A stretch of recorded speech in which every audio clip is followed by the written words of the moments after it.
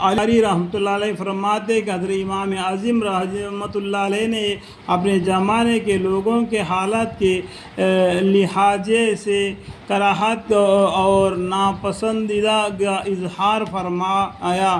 اگر وہ ان کے حالت کو دیکھتے جن کو ہم اپنے زمانے میں دیکھ رہے ہیں تو وہاں کے قیام کو حرام ہونے کا فتویٰ دیتے۔ یہ ملا علی قاری رحمۃ اللہ علیہ مشاہیر علماء میں ہے۔ 1014 میں وفات پائی ہے۔ جب یہ اپنے زمانے کا خیال فرما رہے تو آج دھوے سدے کے آخری کا جو حال ہوگا وہ اظہار امن آشمس ہے۔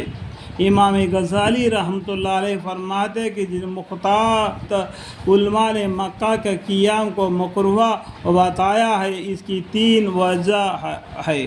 اول یہ کہ ایسا نہ ہو کہ وہاں کے قیام سے وہاں ذوق و شوق و تڑپ بیقراری جو کعبہ شریف کے ساتھ ہونا چاہیے وہ کم ہو جاوے۔ دوسری یہ کہ اسے روکنے کی وقت جو فراق کا تڑپ اور دوبارہ لوٹنے کا جذبہ پیدا ہوگا وہاں رہنے میں حاصل نہیں ہوتا۔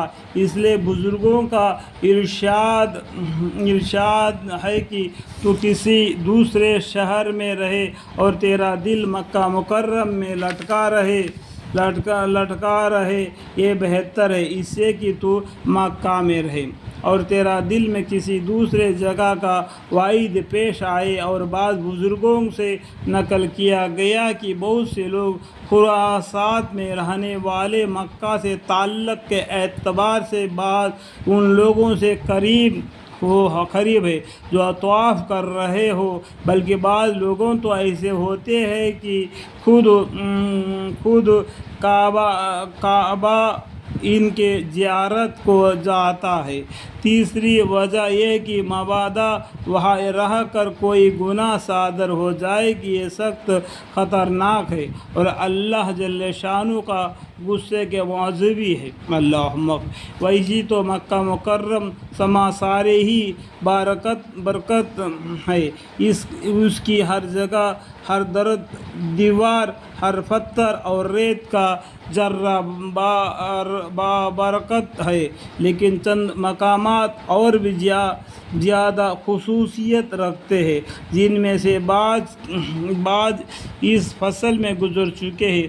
مستقل حدیث ان کے فضائل میں لکھی جا چکی ہے۔ ان کے علاوہ حضرت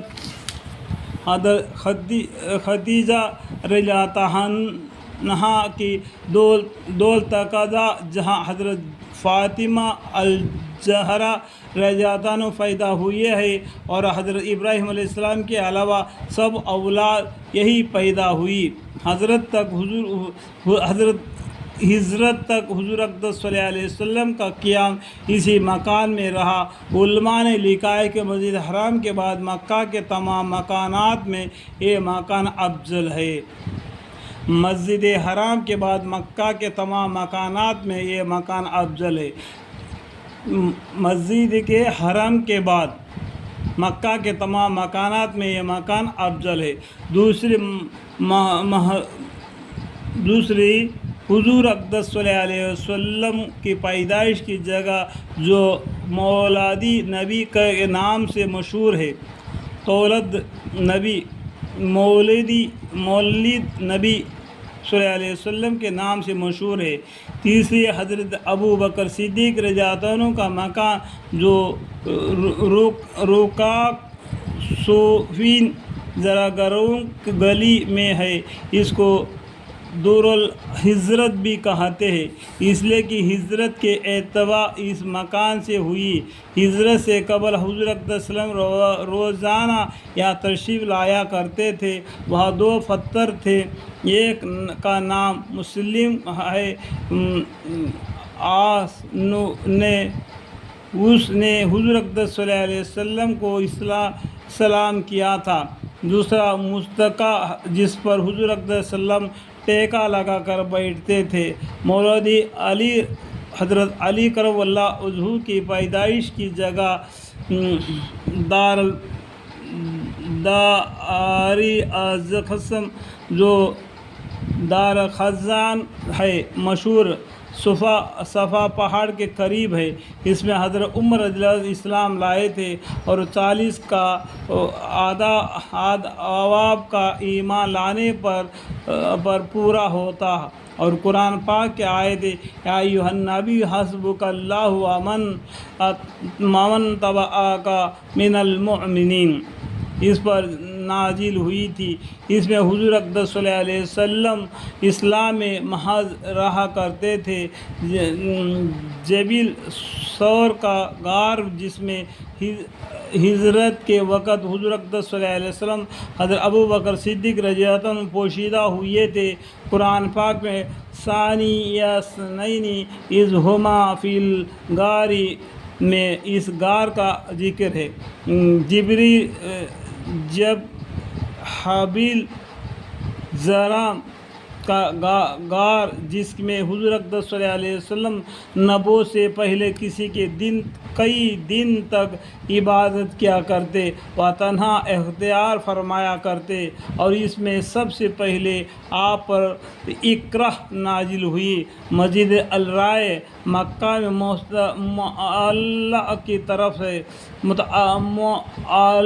کی طرف ہے، حضور اقدس اس میں نماز پڑھی ہے۔ مسجد الجن جس جگہ جنات کا اجتماع ہوا اور حضور صلی اللہ علیہ وسلم حضرت عبداللہ بن مسعود رضی اللہ عنہ کے ساتھ اس جگہ تشریف لے گئے، اور حضرت ابن مسعود رضی اللہ عنہ کو ایک جگہ بٹھا کر خود آگے تشریف لے گئے اور جنات کو تعلیم فرمائی، قرآن پاک سنایا۔ مسجد الشجرہ جو مسجد جن کے مقابل ہے، مسجد الشجرہ جو مسجد جن کے مقابل ہے، جس جگہ ایک درخت تھا جس کو حضور اقدس صلی اللہ علیہ وسلم نے بلایا، وہ زمین کو چیرتا ہوا حاضر خدمت ہو گیا۔ پھر حضور اقدس نے فرمایا کہ واپس چلے جا، وہ اپنی جگہ واپس چلا گیا۔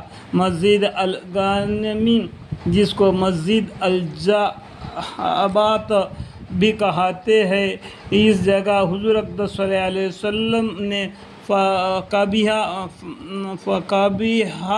مکہ میں بیعت لی تھی۔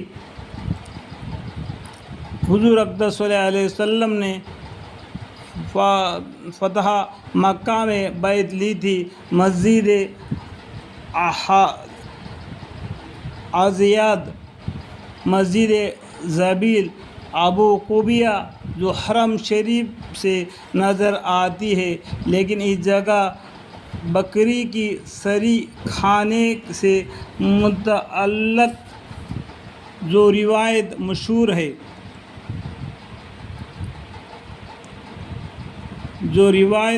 ہے وہ غلط ہے۔ جو حرم شریف سے نظر آتی ہے، لیکن اس جگہ بکری کے سری کھانے کی متعلق جو روایت مشہور ہے وہ غلط ہے۔